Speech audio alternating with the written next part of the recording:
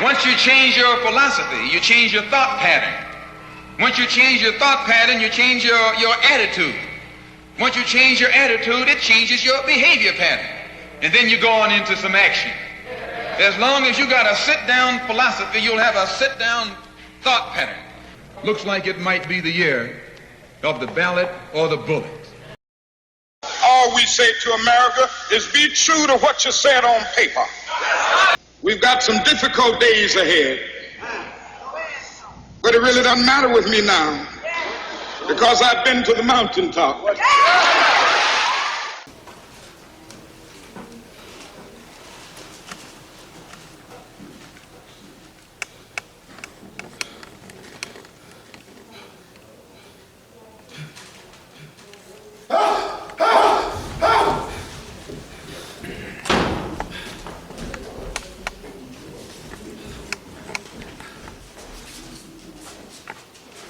You put that away. Was it the same one? Doesn't matter. After a while, they all start to see the same. He should be here soon. Wonderful. I take it you don't approve? You know I don't. But since when has that made a difference? Stop. Malcolm, why are you meeting with him? Do you remember the first time you made love? What? Do you remember the first time you made love? Yeah. Sort of. Why'd you do it?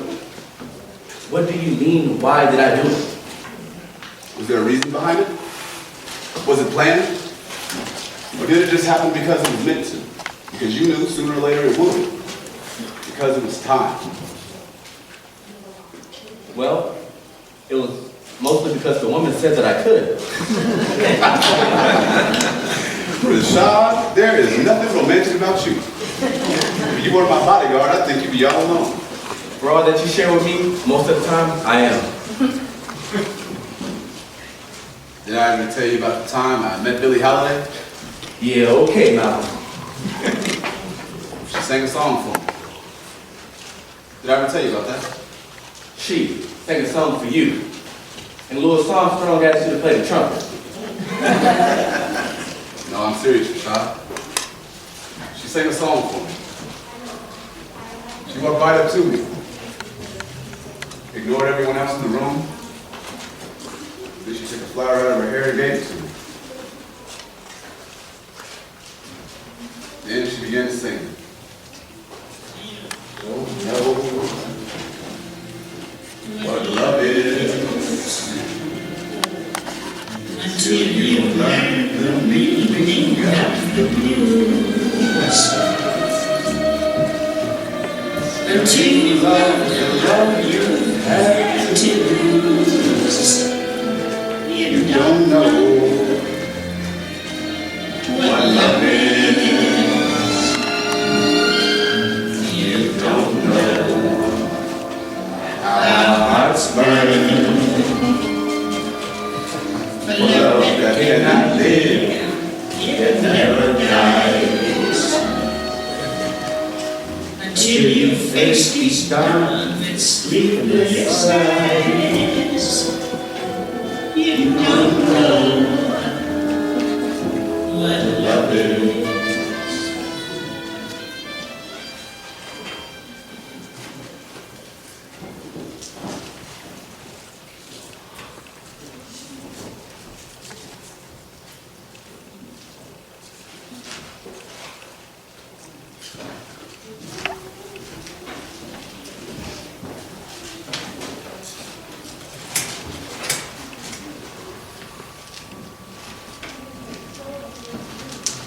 Hi, it's me.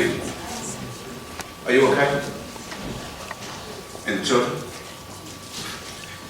They always could sleep through anything.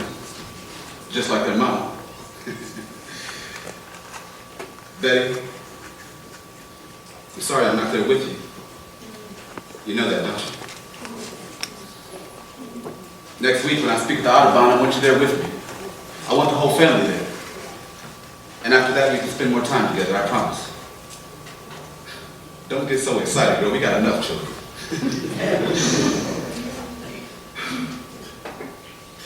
I've got to go. He's going to be here soon. Betty, I love you.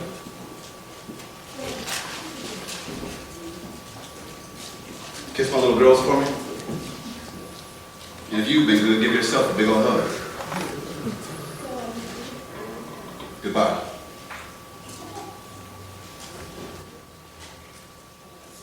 And if the FBI is still listening, I'm hungry. Could you order some Chinese and red soda? Oh, and whole pork. Is everything all right? Children are sleeping. Sister Betty? Our house was bombed this morning and I'm here. I haven't given her much, have I, Rashad? Do you think she'll ever feel that? She would never be that selfish. But I know, I can hear it in her voice. The fear, for me mostly, but for the family too. I should be with her tonight. I should be with my children as often as possible. They should remember their dad. The world will remember their daddy. They won't remember me, I know that. If I can only be sure that what I represent will be remembered. That's all that matters to me. This country will do all it can to see that that won't happen. This country has always tried its best to eliminate the black man. It hasn't happened yet. What can be changed doesn't need to be eliminated. Tired, Rashad. Been a lot of things lately, but whatever else I've been, tired has been in there somewhere. It's getting stuffy in here. Stay away from the window, Malcolm. Please. All the forces in this country couldn't protect their own president. You think it makes a difference not to be able to breathe the Harlem air? It may make a difference tonight. Those used to be my streets, Rashad. And they'll always be your streets. They'll just never be safe. We're in the tallest building in Harlem, Rashad. How high up do I have to be before I'm finally safe? Just say the word, Malcolm, and we can strike back. Strike back. Do you think I trained them in the art of self-defense so they could protect themselves from us? Did you train them to throw a firebomb through your house? I don't think it was them. Malcolm. No, Rashad. It just doesn't make any sense. Not even Elijah has the power to do some of the things that have happened recently. It's gone way beyond that. Next Sunday at the rally, I'm going to say some things. Some things that might really begin to bring the heat on us. I'm going to say that it wasn't the Muslims. And who are you going to accuse? Who else could it be? Do you think Elijah has the power to get the French government to ban me from traveling to France? You won't even get the initials out of your mouth, Malcolm. I guess I just have to remember to talk fast. We can't afford to lose you. When I can't go near that window you already had. Well, can you at least cut back on some of the speaking engagements? There's no way we can manage large crowds anymore. Now when we have the bodies of people who look like us. Don't nobody out in the streets look like you, Shah. You got to go clear across the ocean to another land to find somebody as ugly as you. Either that or all the way downtown. Please, Malcolm. Be serious. After the Audubon, I'll cut down. Anyway, I told Sister Betty I'd be with her more often. It's the first time she's laughed in months. Want to play chess? No. Why not? Because I always beat you. Have I become that predictable? You play as if the object of the game is for the kings to protect the pawn. When the pawns are there to protect the king, Malcolm. Maybe it's time someone protected the pawns for a change. And then it wouldn't be chess anymore. It'd be something completely different. Something that nobody would play. Would that be so bad? It's not a question of good or bad. It's a question of winning or dying. You can't sacrifice your own people and expect to win. Look at that board, Rashad. What do you see? I see a game, Malcolm. A game we didn't invent. You don't like the rules, fine. Neither do I. But the only chance we have of winning this game is to protect the leader. And once that leader gets too far in the front, it's open season. Hell, Malcolm, even the pawns will have to sacrifice you. But as long as this one piece is free and protected, the game ain't over. And nothing you say or do will change that. As long as this one piece has a chance, we all do. We're all pawns, Rashad. The sooner we begin to realize that, maybe this old game can end and a new one can begin. Go home, Malcolm. Be with Betty. Be with your children. You don't need to do this. It's already bad enough for half the people thinking you betrayed Elijah, and the other half thinking you gone soft. All this new talk about white folks not being so bad, now you're meeting with the king of love? It ain't right, Malcolm. I can feel it. Nothing good can come from this. Something good already has. What? I asked him to come and he said yes. And he never even asked why. What makes you think that he'll really come? Malcolm, what makes you think that his people would just let him get on a plane and come here? He'll come. How do you know? Because I come if he calls me. Do you trust him? Malcolm, do you trust me? I don't know that I can trust anyone anymore. I'd die for you. People that would die for me, I trust least of all.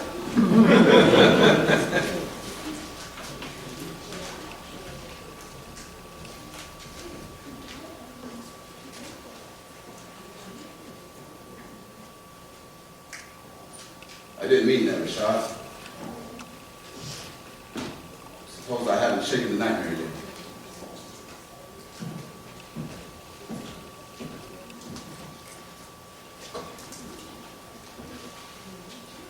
At least it'll all be over soon. Why will it all be over? Malcolm.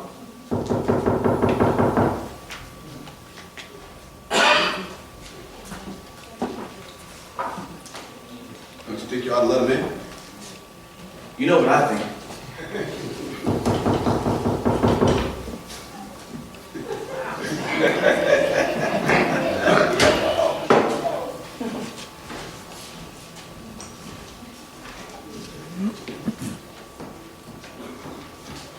Minister. Dr. King. Rashad, you can leave Dr. King and I alone. We'll be all right. I need to check Dr. King. A check that was checked once downstairs. Not by me. Rashad, somehow I feel that's a little unnecessary. I'm sure I'll be safe with Dr. King. I'm sure you'll be safe from Dr. King as well. But how do I know that it's really him? Well, perhaps I could give a short speech or an appropriate sermon. Oh, please, doctor, not that. Rashad, we'll be fine. Very well, if you say so. Oh, doctor, can I take your coat? Well, yes, thank you.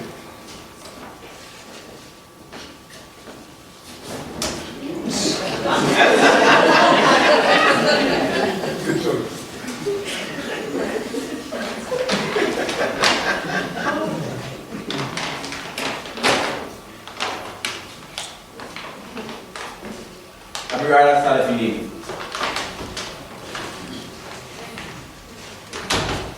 Sorry about that. These are troubling times. Well, I understand. I suppose the bombing has unsettled everyone. We didn't do much for the price of real estate in my neighborhood. Did anyone see you come in? No, I followed your instructions. Now, the next time you want me to take the back stairs, I wish you would get a room on the floor lower than the 7th. I've seen you on TV, Doc. You could afford to lose a few pounds. Well, this stomach is in the fine sense of the Southern tradition. Television makes you look heavier. Anyway, they don't warm up to thin preachers in the South. It means the preacher is not good enough to receive sweet potato pies in lieu of other donations. My congregation sells pies street to street. You might say it keeps them thin and the donations fat. Speaking of pies, is that your lunch in the bag or perhaps a tape recorder? Well, why would I need a tape recorder?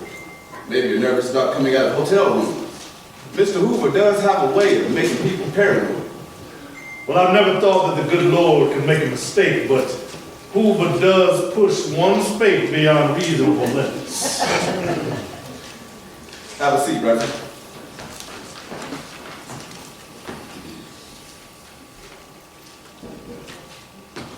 You don't want the couch? This will do just fine. Ah, yes. I forgot you're used to sit-ins and such. Well, I find it generally better for your back. Not too good for the head, as I recall. Well, you'd be surprised at how much one can take when the purpose is clear. Perhaps. But I think some just naturally had hard heads. When I was in Selma a few weeks ago, I almost paid you a visit. Well, you should have. Plenty of room in the jail. I try not to visit jail voluntarily. Well, since you didn't visit me then, I'm visiting you now. Yes. Now, I must say I'm impressed. I didn't think you visited northern cities too often. I imagine our city streets are harder to maneuver than those country roads you're accustomed to. Well, if the road is meant to be traveled, it will be. And if it's destroyed? Well, then it will be rebuilt. Or it wasn't the road for us. Still the dreamer. You're still the revolutionary. Thank you. Oh, I hadn't realized I paid you a compliment. Ignorance is sometimes the sincerest form of flattery. Why do I have the distinct impression that you're trying to upset me? A man that allows himself to get hit upside the head certainly wouldn't get upset at mere words. Care for some water, Mark? No, thank you. Some tea? Oh, I'm fine.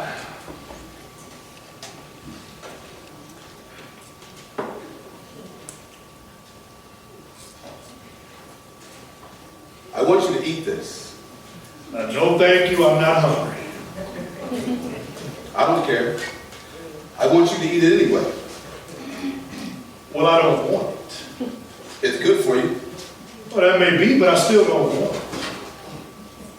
What if I make you eat it? And how would you do that? By force, if necessary. Well, then I still refuse. You mean to tell me you refuse to eat this apple, even if I resorted to force? Yes. Even if it's good for you? Even then. You're right, Martin. You can't force people to take something they don't want. Try as hard as you can to get white folks to love us, no matter how smooth you make it. The simple fact is they just won't swallow the truth, even if it's good for them. Well, isn't it odd that you should try and tempt me with an apple? You see the apple as temptation. I see it as nourishment. Well, we see what we want to see, I suppose. Some of us don't see anything at all, even when it's staring right at us. For example, when you passed the front of the hotel, did you notice a woman standing outside? She was wearing a short red dress and heavy makeup. The prostitute. How old would you guess she is? Maybe 30 or 35. She's 17, right? Although after 3 years on the street, age has no real significance. Tomorrow morning, she won't know how many men she slept with tonight. She can't even tell from the money she makes. Her pimp collects that right after each trick. She's part of a larger congregation. But you won't find it in any of your churches. They would curse your God if they were alive enough to curse. But they're dead, Martin. They're the living dead. They exist only because they're accustomed to it. They haven't thought about why they shouldn't. They weren't used to moving so often, never staying in one place for too long. Someone would have come and swept them up by now. Well, I take it you have a point toward this. I know something of the living dead. Young women working the streets in their pits. When you're around the same people every day, you don't notice the change right away. Then all of a sudden you become aware someone is old or fat or without hope. The purpose of this, Martin, is to show you the hopeless and to let you know that that number is growing every day. Well, do you have a solution? Unity. Well, I've never been against that. Your unity is sitting around the campfire while the cross is burning, singing, "We shall overcome." If you were really for unity, you'd be singing, "We shall come over." Every time there's an injustice, we shall come over. Every time there's a black woman being frightened by a white face behind a white hood, we shall come over. Every time, anytime there's a need to stop white people from persecuting black people, we shall come over. And we will stay until black people feel safe again. We also sang, "Ain't gonna let nobody turn us around." It really doesn't matter what song you sing. No one's ever gotten their freedom from singing. Now, on the other hand, if you're prepared to do some swinging, So violence and revenge. That's the unity you seek? I care about survival, Mark. I care about the quality of that survival. No, I don't seek violence. I seek to stop it. And I'll stop it by any means necessary. Violence never stops violence, Malcolm. But marches do. All those people gathered together singing songs, what did that get you? A piece of legislation? Yes. Birmingham got us the Civil Rights Bill, and Selma will get us the Voters' Rights legislation. Every time we can expose hatred to the world, we come that much closer to making this country live up to what it says on paper. Did that legislation help those civil rights workers murdered in the South? Or the children blown up in their own church? You got nothing, Martin, but another empty promise and a piece of paper that betrays yet another lie, and a long list of lies, the American lie, the grand white lie. You know, I had a dream tonight. Oh. I'm sorry, that's your line. You may borrow it if you choose. This dream I had, we had been dead for some time. The time it takes to miseducate the average American. Young black men and women didn't know who we were. They knew nothing of the movement, of the struggle. It was as if it had never happened. I woke up from that dream in a cold sweat, shaking and confused. We will be sold out, you and I. It may happen over a promise for a new job or for a deal to be supported as the new leader, but it will happen. You might even do it to yourself. And how do you think I will accomplish my own undermining?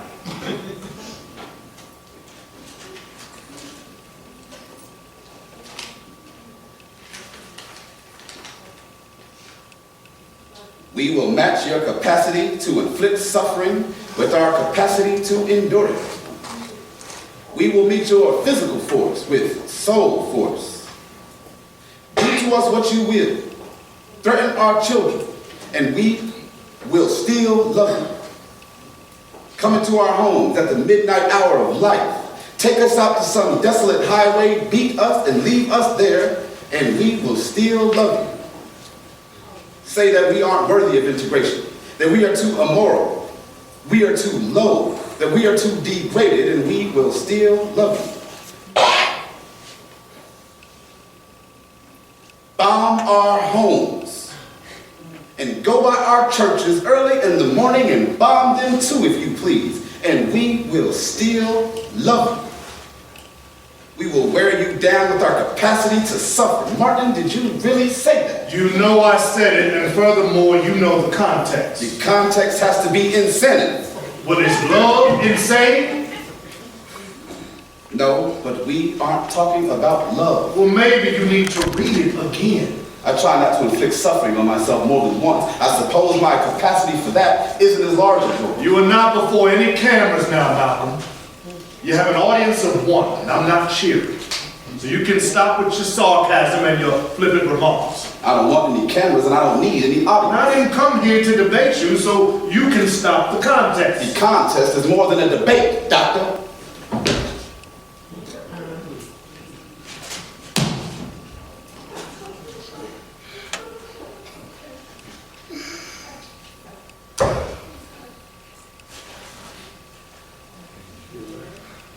Well, are you satisfied?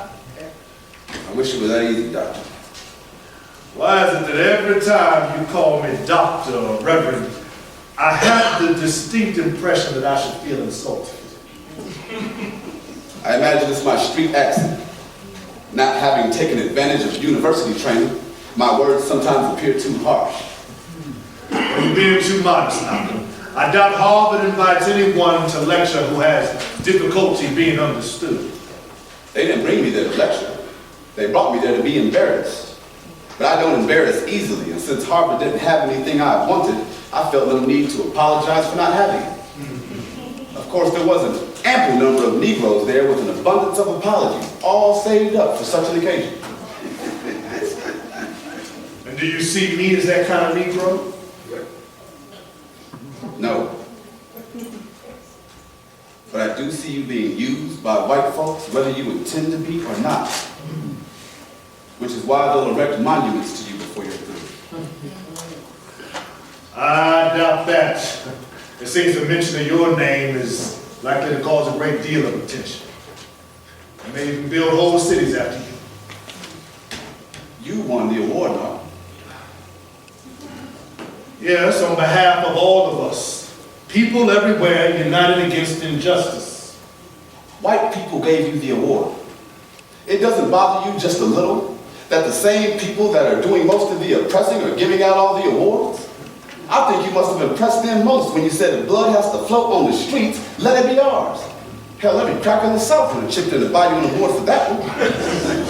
The award was for peace, Malcolm. No, Doctor, the award was for getting beaten and not fighting back. I didn't expect acceptance from you, but a little understanding would be sufficient. You want me to understand how a black man can ask his people to be the first, the last, and the only ones to bleed. Give their precious blood, let it spill onto the pavements of these cities, or sink into the soil of this nation, the nation we helped build. You want me to understand that? Did it ever occur to you that you might be more responsible for the blood of our people flowing tonight? That your speeches are unwittingly causing violence? No, not once, not ever. Aggression in the name of self-defense isn't violence, it's honor. We need to begin to think for ourselves, to do for ourselves, and not let the man shape our values for us. Because he's got some tricky logic. He'll have us thinking that defending our families is wrong, that defending our communities is violence. When the music is tango, you tango. It's as simple as that. They don't want you to tango anymore, then stop playing the music. Maybe then we can waltz, nice and polite like white gloves and black ties. And don't you think we've made any progress? Progress. Martin, you got some concessions because I was the alternative. They threw some money, some legislation, and some cracker-controlled programs your way in hopes that nonviolence would win out. Except we were the only ones to remain nonviolent. If they kill me first, you've got nothing to negotiate with. If they kill you first, they can't let me live. They'll turn you into a martyr, Martin. They'll hold your nonviolent methods up to the world as a testament to your courage. Hold it up long enough, people won't even notice the contradiction. You were killed preaching it. We can't learn anything from martyrs anymore, Martin. Jesus was a martyr. 2,000 years ago, it was possible to die and not kill a movement. Today, it's brought to you in living color. On the big screen and the small, same clear, unrelenting message. When you lead, you die. When you lead, you die. How long are we to continue teaching that to our children? Malcolm, I have no martyr complex. I want to live a long life I want to see my children grow up. I want to do all the things that a father's supposed to do. But if I have to die so that my children don't face a spiritual death, so that this country is forced to confront its own injustice, then I'll do that. Jesus gave this movement a spirit 2,000 years ago. And Gandhi gave it a method. And today, black people all across this nation will forge that spirit with that method and create a weapon of love. We will live as brothers, Malcolm, or we most certainly will perish as fools. This ain't the country, Reverend. They stack family on top of family out here. Black man on top of black man. Until there's no room, until you can't breathe. And when you can't breathe, you either die or you strike out, and someone else dies. And the women, it can be a curse to be young and attractive out there in those streets. And then, Martin, there's the drugs. You put enough drugs out there and they'll dream anything. Why, they even believe one of your dreams, doctor. Well, I can't change, Malcolm. I think you know that. Of course you can change. Everyone can change. That girl outside, she changed. 3 years ago, she was 14. I can't change. Neither can you. If you can't change, can you at least get angry?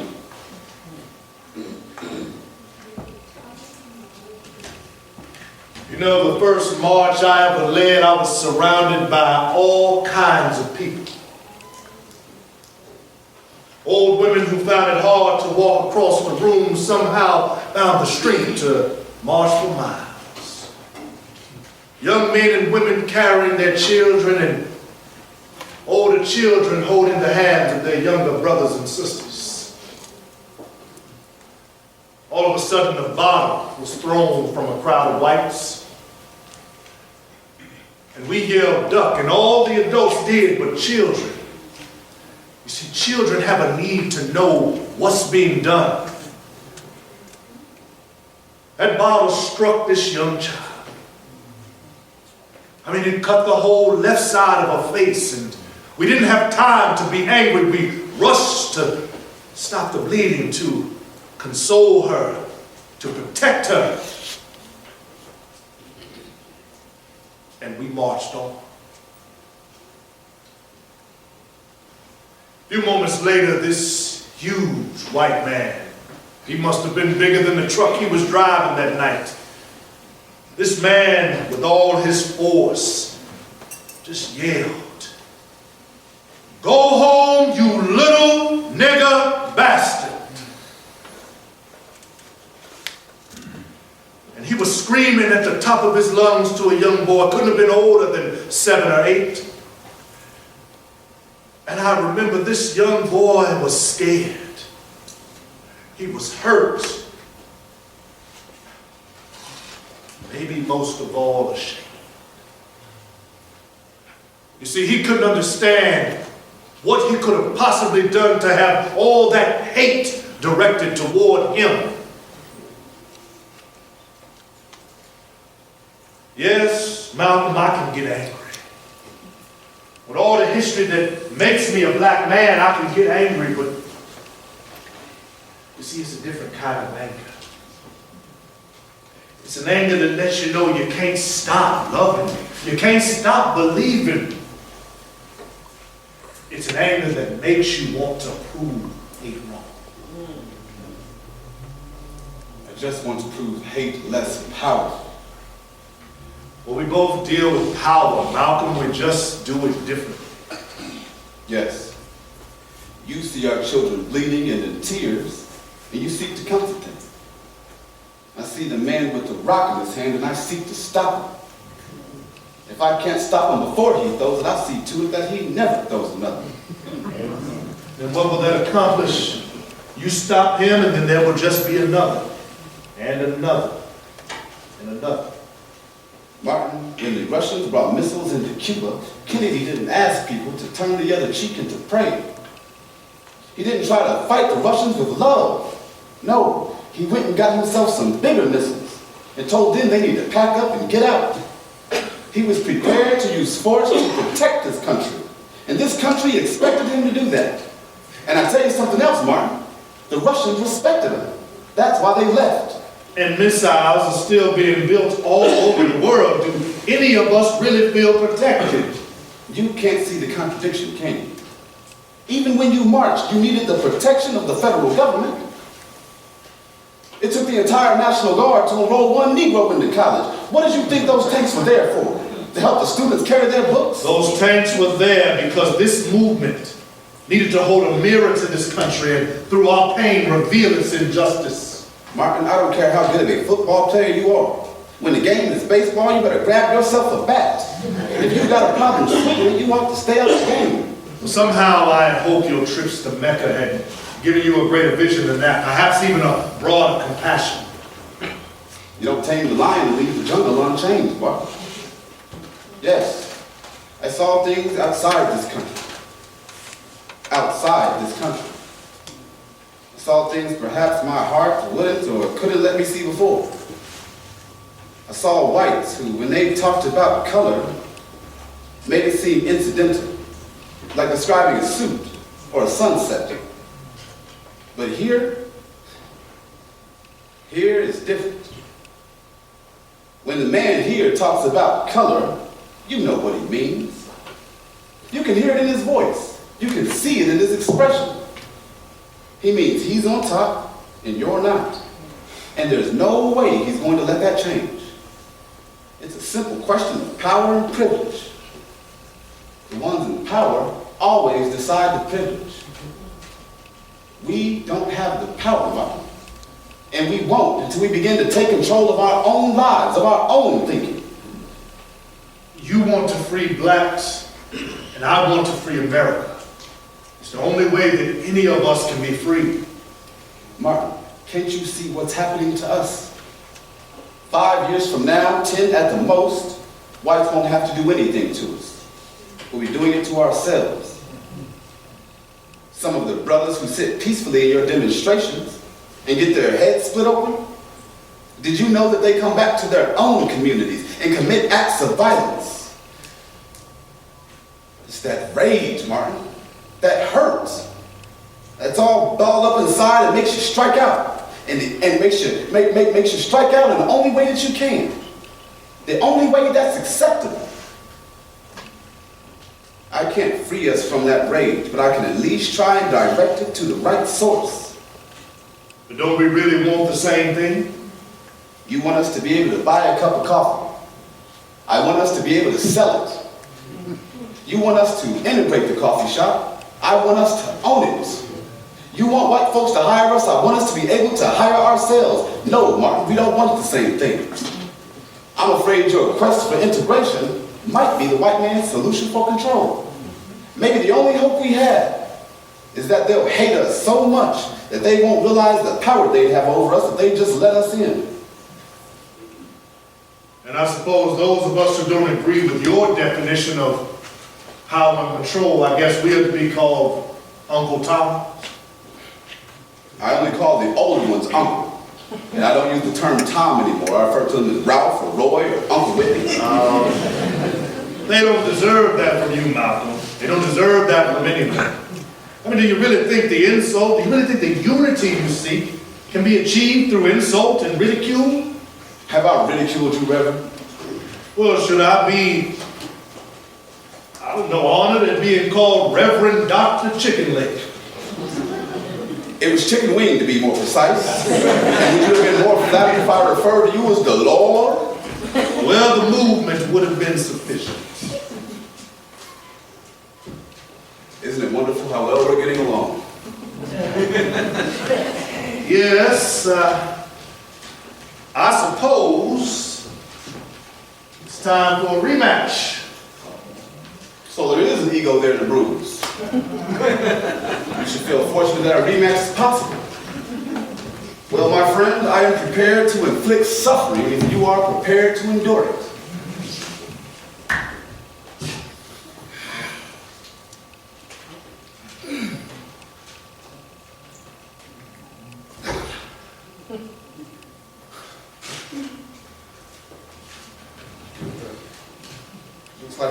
Reverend? Yes, I suppose we are. Is that why you invited me? Actually, I'm surprised you accepted the invitation. Well, I came because I wanted to offer my protection. What? Oh, when my family saw... Protection? You offer me protection? And how are you going to do that, sir? You're going to have a mass sit-in and pray? Or perhaps your nonviolent action movement will frighten the Molotov cocktail throwers so much. Now, any Molotov cocktails that were thrown through your house were done so because of your movement, Malcolm, not mine. Yes, Dr. King, my movement is flexible. It considers all options. It rules nothing out. Its one goal is freedom, total, absolute, complete. It doesn't ask, it doesn't beg, it takes. It's willing to pay the price for freedom. Those that aren't willing to pay the price for it really don't want it. Don't set yourself up as the authority on freedom, Malcolm. Why I wouldn't think of it, Reverend. Authorities are those who try so hard to be white. They do real good, they get to be scholars. If they speak for all Negroes, then they get to be called authorities. I came here to offer my help. If you do not... Your help? You're helping to kill me, Doctor. Well, am I to be accused of that also? Not accused, indicted. This nonviolent movement of yours will get us all killed. Nonviolence is the only chance we have by appealing to the conscience of this country. The conscience of this country. This country has no conscience. It has no morality, no sense of honor. Tell Martin it doesn't even have a memory. What it doesn't want to remember, it forgets. And what we won't let it forget, it lies about. This country only has a conscience when you agree with it. It doesn't care about right or wrong, it just cares if you agree with it. And if you agree with it, it agrees with you. Calls you a hero when you tell black people to be nonviolent here. But it would call you a liar and a coward and a traitor if you told those same black people to stop dropping napalm on brown-skinned babies in Vietnam. You think you can appeal to the conscience of a country like that? Martin, the Jews in Germany were nonviolent. They remained nonviolent all the way up to the gas ovens. Go ask the victims who survived the concentration camps if nonviolence got them their freedom. As for me, I'm going to deal with the victims of the concentration camps we have here in America. Only here they're called New York City, Philadelphia, Detroit, Chicago. No, Martin, you're looking for a conscience, you best look someplace else. Anybody who preaches nonviolence, while they see the man out there building gas ovens, is helping to destroy his own people. And when black people refuse to fight back, it not only makes it easy for racists to kill us, but it makes it justifiable. And you think I've contributed to that? Let's just say anyone who wants to kill me or wants to kill any black man doesn't have to stop and think about the consequences of their actions. They don't have to stop and ask, what would the good doctor do? They know what you'll do. Nothing. Which is about what you've accomplished. Nothing. Don't tell me that we haven't accomplished anything, Malcolm. That people get beaten for nothing? Do you think it is easy for me to see our own people beaten? To risk the lives of my children? Malcolm, do you think I would risk my own life for nothing? I don't want to die. I don't want my people to die. I don't preach nonviolence because I like it. I preach it because it's right. And because I am a man. Because I'm a child of God. You look out over this city, you see neon lights that tell you what to do and where to go. But see, I grew up with a different kind of sign, and it wasn't neon. But if you were black, you had no trouble seeing it. Signs of separation. Signs that burned the words "for colored only" into the psyche of Negro children. Signs that humiliated and degraded those children's parents on a constant, continuing, and daily basis. And Malcolm, when those signs came down, when the signs came down, the spirit of black people went up. So don't tell me nothing was accomplished. I was in a Montgomery church when the announcement was made that buses in Alabama would no longer be segregated. And what was accomplished was written on the faces of those who had fought for so long to prove you could take a stand by sitting down. Now, the only ones who doubted that we had accomplished anything were those who never had to get up to give up their seat to a white person, or move to the back of the bus, or watch while white patrons dined in the comfort of a public restaurant while you were forced to take your food out into the rain or cold. No, don't diminish what was accomplished, and don't misunderstand what will be accomplished. Sometimes you got to ride the bus before you can drive it, but don't think for 1 second that we're not planning to own that entire bus line. And Malcolm, don't ever mistake nonviolence for non-action. You do a disservice to those who have been beaten so that you might have the freedom to question their courage. I never questioned their courage, only their judgment. Well, I'm beginning to question mine for coming here. Well, that can be easily corrected, Doctor. Same steps that led you here can lead you away. Well, that we can at least agree. Yes, yes, we can. Rashad, please get a driver for Dr. King. He wishes to leave. It'll be my pleasure. Enjoy your trip home. Thank you, I shall, and thank you for my lecture on unity. You're welcome. And you should know this. My faith teaches me not to embarrass even my own enemies. I let you beat me in arm wrestling that second time. And you should know that my faith teaches me to show mercy even to my enemies. I let you beat me the first time. It seemed the Christian thing to do. You forgot your lunch. It's not mine, it's a gift. Is this what you brought me for, protection? Is the doll supposed to be non-violent, or does the doll have some sort of magical powers? It's not for you. It's for your daughter.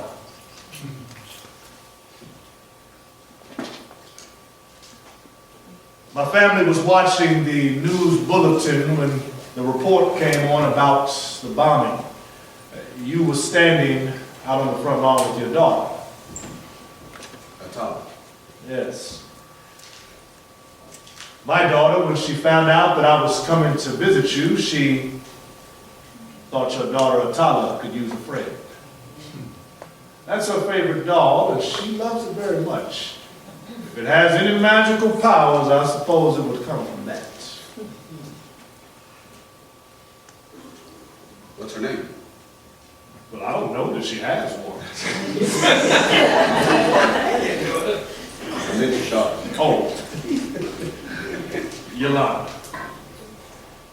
How old is she? Atala is 6. She'll love this. Thank your daughter, Yolanda, for her. For both of us.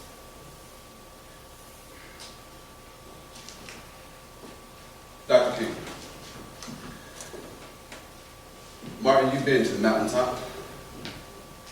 If you have a moment, I'd like to share mine with you. It could be my gift to you. Well, I could hardly refuse an offer like that.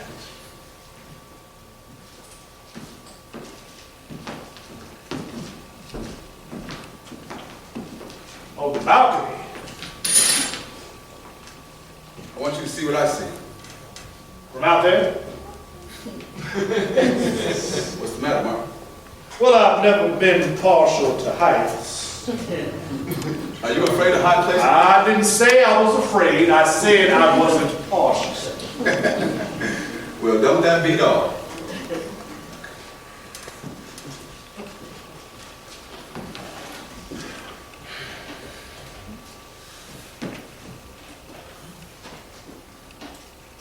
Problems all seem smaller from here, more manageable. It ain't the country, Reverend, but there are some things you can learn to love more than the land. Like the people in it. Yes, Mark. The people. Would you do it again? If you had a choice, would you do it all again? Again. I didn't want to do it the first time. I wanted to lead a church, not a movement. But a woman took a bus ride. It's amazing what you'll do when your feet get tired. You know what I wanted to be? A lawyer. For the prosecution or defense. It doesn't matter either way, I would have been held in contempt. Well, it doesn't matter what they call you, it only matters what your answer is. It's ironic. We tried so hard to get whites to stop hating us. They tried to get us to stop hating ourselves. We'll probably both be killed by those we tried so hard to teach.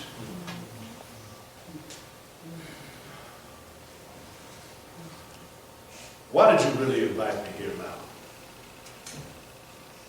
I don't know. Suppose I just wanted to see if you'd come. Another test. No. Another chance. Another chance. Did you really come here to offer me protection? Or perhaps I should have said comfort. The type of comfort one man can offer to another. Do you think people will remember us as men and only men? Nope. And we can't afford to let them know that's all we are. At least, not right away. You ever wondered what kind of men we would have been had we grown up at a different time? A time where race didn't matter, where injustice was just part of the history lesson? Well, I imagine we'd be quite dull. And we would have grown to be very old. Well, the dull have a way of outliving the rest of us. Perhaps that's their greatest punishment. Punishment. You know, my father was murdered because he spoke out. My mother, institutionalized because some pain deep inside her drowned out the language of the world. Me, myself, I have nothing to leave my own children. No money, and now not even a home. Yet somehow I still wonder, was there more I could have done? More of myself I could have given? My father used to tell me the story of a young Baptist preacher who went north to seek his fame and fortune. And this young minister was invited back by his former pastor to come and preach to his old congregation. And he was so excited he decided to bring his 7-year-old son with him to teach him about his history, his roots. That man proceeded to give one of the finest sermons. Oh, he had the congregation moving from one emotion to another. And when he was done, his pastor came up and wrapped his arms around him and said, "John, that was truly a moving and inspirational sermon.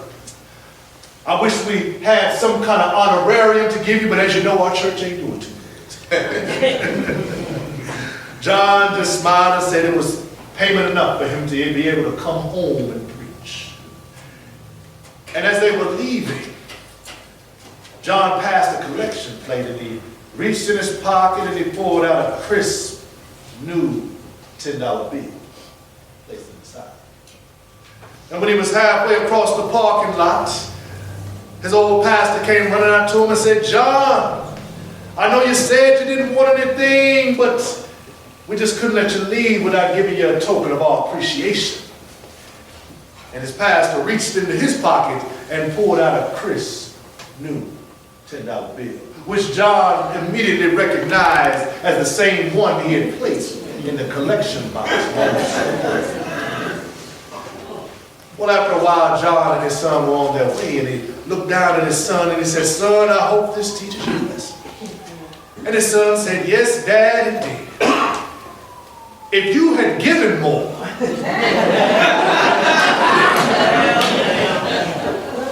you would have gotten more."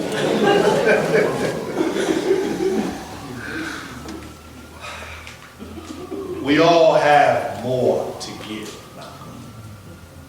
Much more than we ever thought we would. And even then, it's not enough.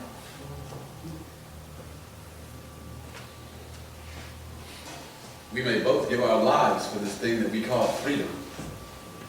You know that, don't you?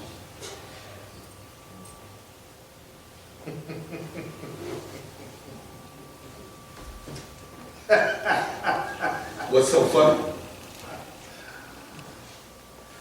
I was just thinking what Coretta might say if she knew we spent the evening arm wrestling. Oh, I imagine Betty would go into early labor. Well, what does she do? You know babies, Martin. They come when they're ready, whether you're ready for them or not. Can you keep a secret, Martin? Who, me? I'm hoping for a son this time.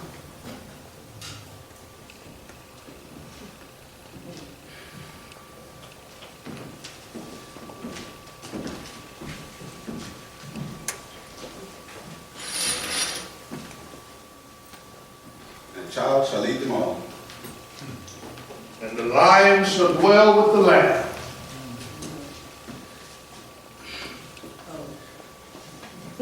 What are you doing? I suppose we ought to declare a winner. Yes, I suppose we should. There can't be a truce. There ought at least be a winner.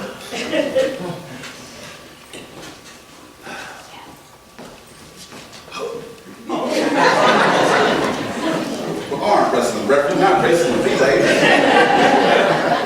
Then you warm up the way you want to, and I'll warm up the way I want to.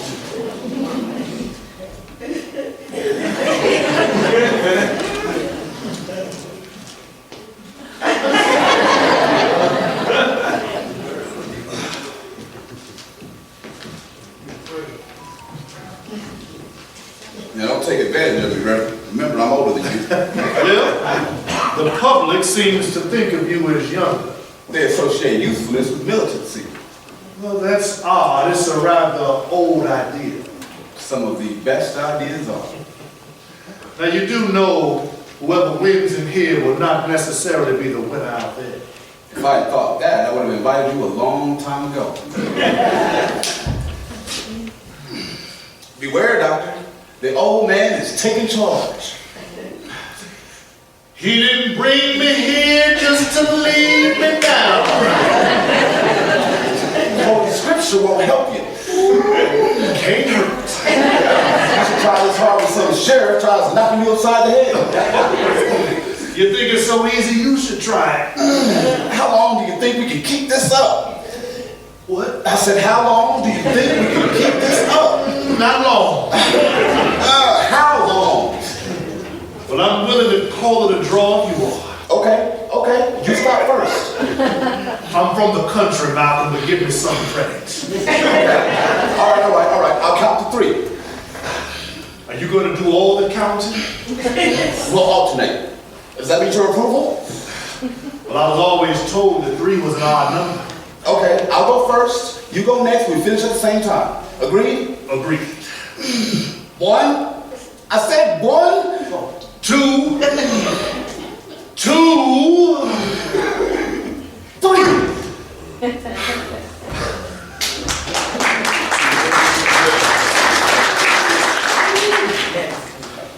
Malcolm, now just imagine what we could have accomplished If we had only joined hands and pushed in the same direction.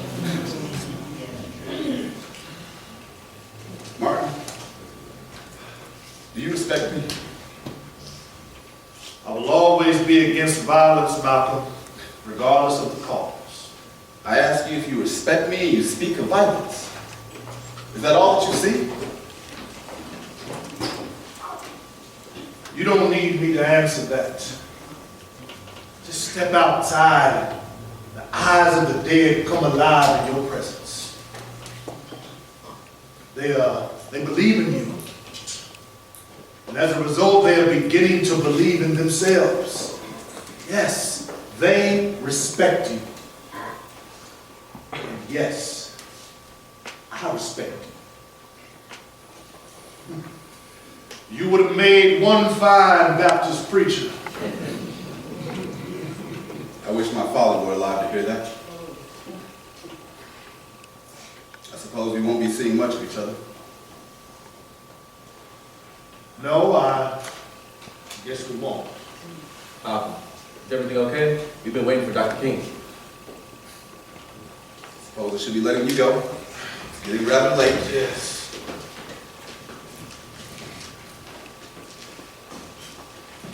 Rashad, will you help Dr. King with his coat? Oh, no, that's quite all right. That's quite all right, man. Let me help you with that, Martin. Thank you.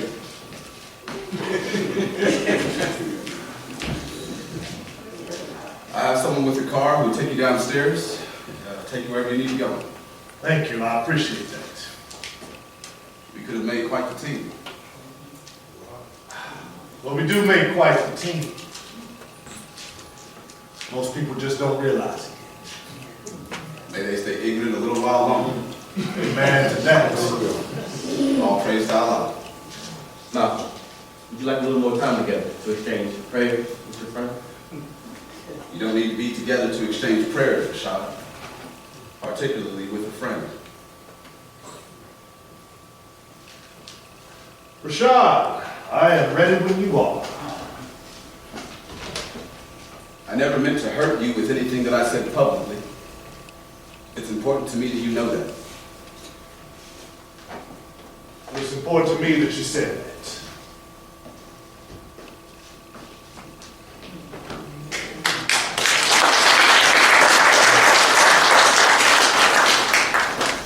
Martin, if you're around longer than I am, let them know that we climbed one mountain together. We saw the promised land. Yes. Tell them all. Take care of yourself now.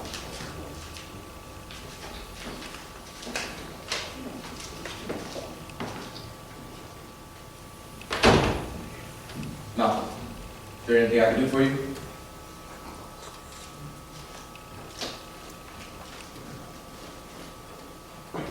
Goodbye, Martin. Goodbye.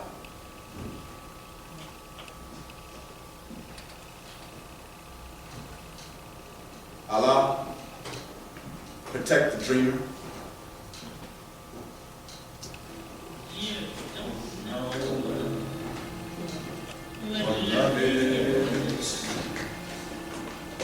Until you learn the meaning of the blues.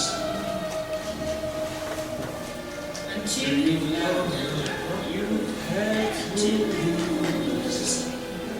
You don't know what love